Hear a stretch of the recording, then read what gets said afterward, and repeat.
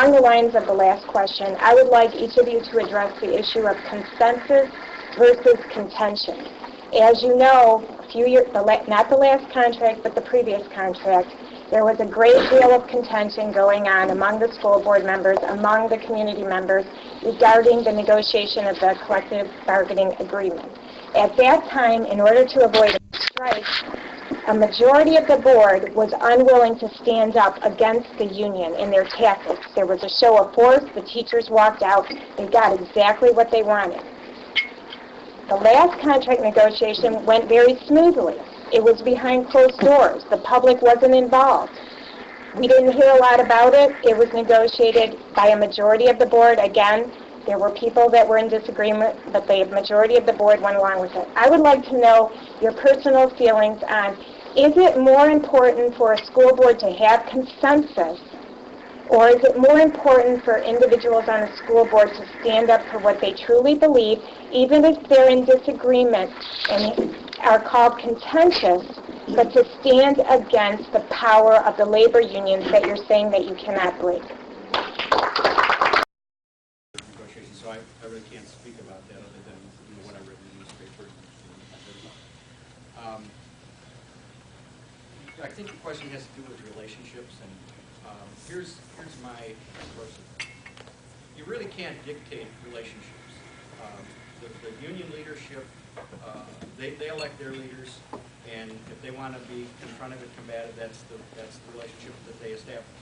If they want to be collegial and cooperative, well, that's under their control. But I think what you can control is the decision, and to me that's really the focus. What you need to do, in my estimation, is elect school board members that are going to make good decisions, that are going to be good policymakers, and hopefully keep our, as Scott said, we're in a good financial position. The if-then is the issue. Right now we're looking at long-term projections which say if we don't change the assumptions or what it is we're doing here, then we're going to have some negatives down here. Well, that's what we have to look at as a school board. We have to look at and say, you know what, we don't want to be there. We don't want this district or our community to be in a negative position. So we're going to have to look at what drives that and make those decisions. We've got to start on that. We didn't mention that, but I probably should have. With our Navigate 15, what we're trying to do is seek input from the community on a number of issues, including what's really important, what are the priorities that this community has relative to education, and that ought to drive our decision making. So in the future, when we're looking at making economic decisions in terms of where our priorities are, we're looking for the community to provide support. But ultimately, that has to come then through a recommendation from the superintendent, and the board's going to have to make the final decision. So those are going to be some tough decisions. But again, I think it's the quality of the decision. The relationships are what the unions allow them to be. I think after serving 4 years, you understand exactly what the problem is on the board. In the state of Illinois, the board only moves forward by consensus, by giving 4 votes, 5 votes, 6 or 7 votes. And I would not expect anybody to go against their own principles. And there's no problem with speaking. If you're against, if you're in the minority position, in the majority position, you want to hear that position. But unfortunately, we eventually have to make a decision, and those 4, or if it's 5 or 6 or 7, then we have to move forward. And we can't revisit every decision once we make those decisions.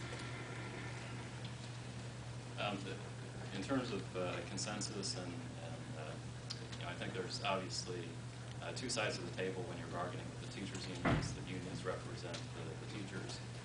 The board members represent the school district as a whole. So there's obvious tension there and conflict, and that's just part of the nature of the negotiations. Within the board, each of the 7 members of the board independently represents the interest of the community as a whole. And there will be disagreements and differences of opinion about what the community thinks. So I think that discussion and open and transparent communication on the board is very important. And I'd much rather hear open and transparent discussion from all members, explaining, especially on large issues, what their thinking is. I think right now there's not enough of that. I think that there must be much better dialogue with the public. When you're negotiating with the union, there's some things that do have to happen behind closed doors, but But my balance would always be towards open and transparent communication with the public and getting input from the public.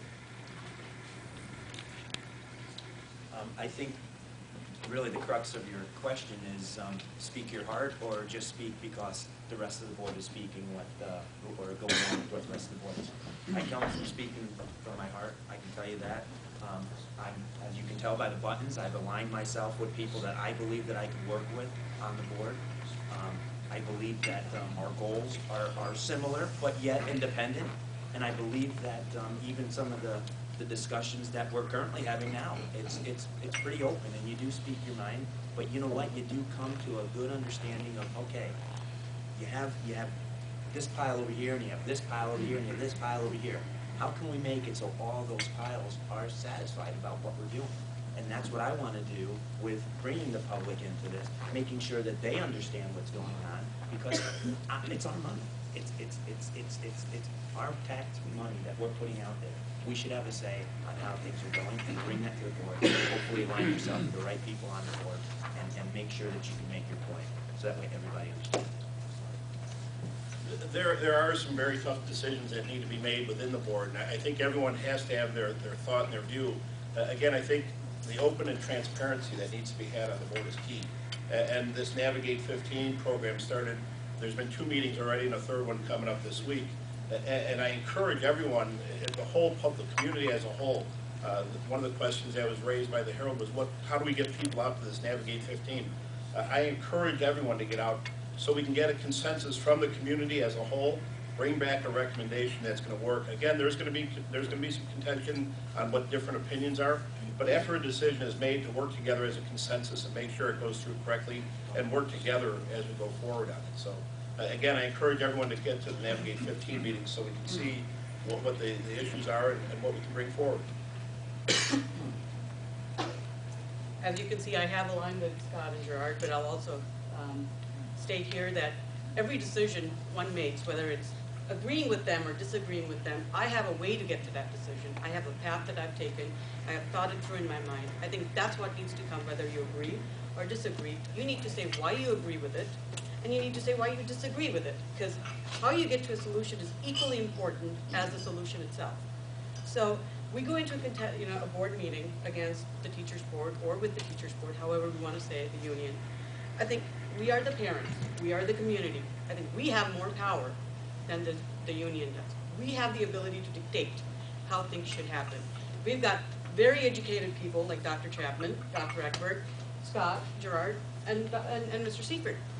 We have very educated people in the community who can do a very good job of teaching if the teachers decide to go on a strike. So I think we are in the driving seat. We need to make that happen, and we need to make it in such a way that everybody understands that you are in the driving seat.